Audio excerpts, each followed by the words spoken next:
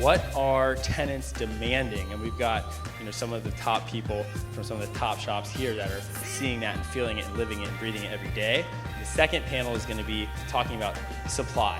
So the David Simons of the world, the Howard Sterns of the world, the Chris Risings of the world, the Milan Ratkoviches of the world will be talking about how they're going to meet this demand.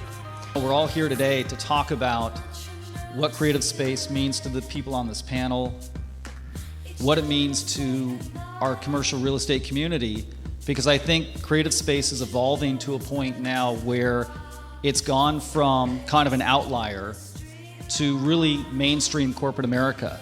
So I think the fact that we've got upwards of 400 plus people here today, I think speaks to where creative office space is headed and what it means going forward. There is a perception out there that it's all about the look, the kind of aesthetics, and it's really not. It's really about, it's how can you create an environment within which innovation, collaboration, creativity can occur, and focusing on the kind of essence of that and the kind of authenticity of how that happens is really what, for us, creates that definition.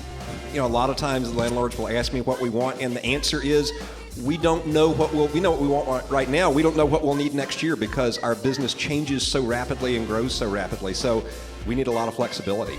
It's all about the landlords understanding that we might take out some fluorescent lights from the fixtures, or we might call them and ask if we can bring an elephant into the office. So being able to move the offices around, create privacy when you need it, break it down, move teams around, all of that. That is only accomplished with a modular architectural interior approach in the design process. They're really kind of creating the criteria within which future buildings will be built. And I can tell you from the team that I work with within Gensler, we really have this acute understanding of what the end user has. And so to a large extent, the tenant tends to be our client. It just should inspire your employees, no matter what it's doing, and it should reflect your corporate culture. No one really mentioned the term community, okay? And I think that's something that falls in the definition of creativity. Creating, yes, inspiration, yes, innovation, but that sense of community where you have that balance of work and socialization. That's one thing that I think really makes projects successful, is having that sense of community. Who are the users of what we now call creative office space? Because it's no longer limited just to the traditional creative communities. The way they work is fundamentally different. But if you're under 50, maybe it's even 45, and you've grown up using technology, the one thing you come to understand is, I can work at 3 in the morning, I can work at 9 o'clock at night, I can work at any time. So why do I have an office?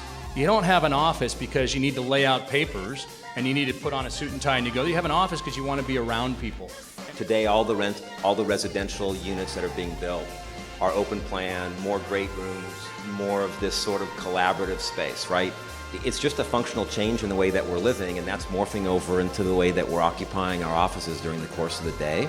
It's how can you create an environment within which innovation, collaboration, and creativity can occur, and focusing on the kind of essence of that and the kind of authenticity of how that happens is really what, for us, creates that definition. Everything we do, we're building LinkedIn's campus, we're building Synopsys, we're building Audience, all these campuses, and Columbia Square will be another one. Minimum LEED Gold, Salesforce downtown is platinum. So the amount of inquiry from tenants about that with all these technology companies and the young workforce is amazingly important. And to the extent you can provide that, and it costs more money, but they're willing to pay for it. We're doing everything we can because that is one of the first questions we get. What is the sustainability? What are you all doing for it?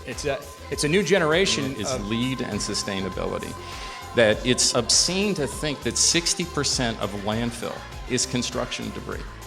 And that's got to change. And I think that's going to be a big challenge for this community, especially here on the west side, but also in downtown LA, is meeting the needs of a very, very different tenant.